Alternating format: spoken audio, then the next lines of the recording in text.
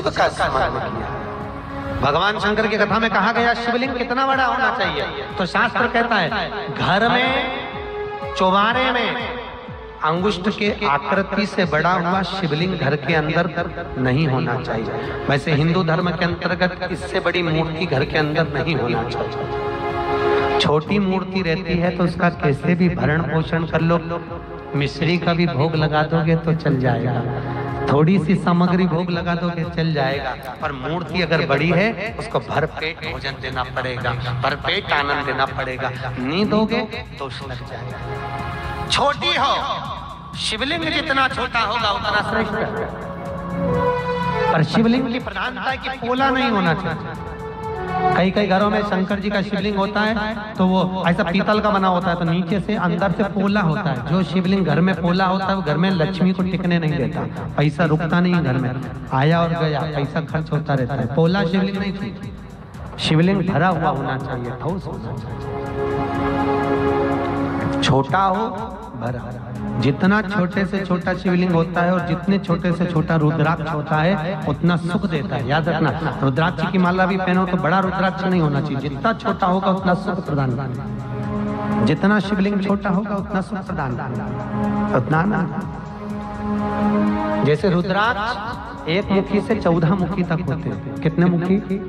14 मुखी तक। कल कथा में लेंगे अपन कि कौन सा रुद्राक्ष शुगर के लिए और कौन सा रुद्राक्ष ब्लड प्रेशर के लिए होता है, और उस रुद्राक्ष का पानी कैसे पीना चाहिए कि शुगर समाप्त हो जाए।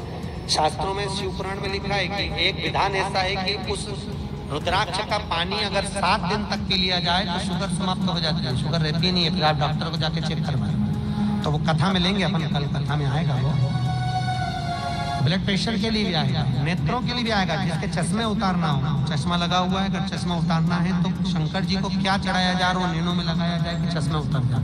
कई कई बच्चों के उतर जाए, तो वो कल कथा में लेंगे इसको सुनागे। तो यहाँ जो वर्णन किया गया है, जितना छोटा शिवलिंग होगा उतना सुखप्रद होगा, उतना आनंदित होगा, उतना आनंद। देवता की जितनी छोटी मूर्ति उतना सुख प्रदान करती है, ज्यादा बड़ी मूर्ति हो तो उसको सेवा देना पड़ती है, मंदिर जैसी सेवा प्रदान करती। छोटी शिवलिंग हमारे घर में है तो ये मान कर चलो कि तुम्हारे घर में कोई बुजुर्ग, तुम्हारे घर में तुम्हारा पिता, तुम्हारे घर में तुम्हारी माता, तुम्हारे घर में कोई बड़ा तुम्हारे ऊपर बैठा।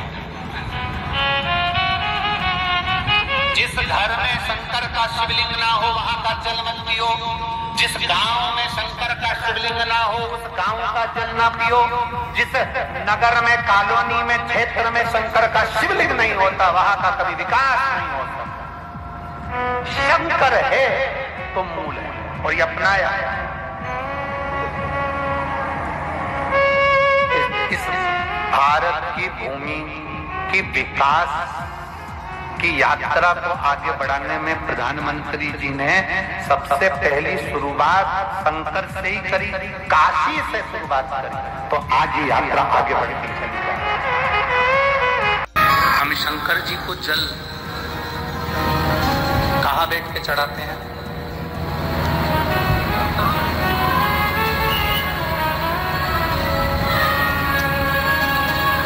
बोलो बोलो, जल के बोलो जरा।